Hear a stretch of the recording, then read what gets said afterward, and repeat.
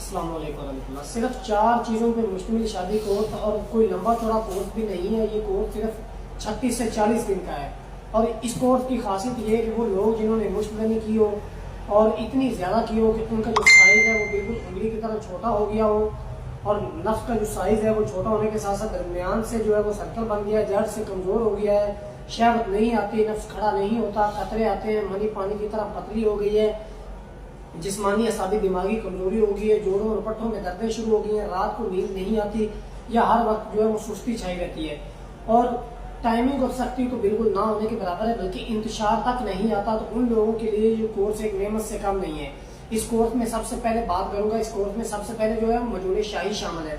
मजून शाही असली की ये खासियत है कि ये चिश्ती हेल्थ केयर सेंटर का इसके ऊपर लोगो होगा, ये मुकम्मल पैकिंग में होगी, और 250 ग्राम इसका जो है वो वेट होगा।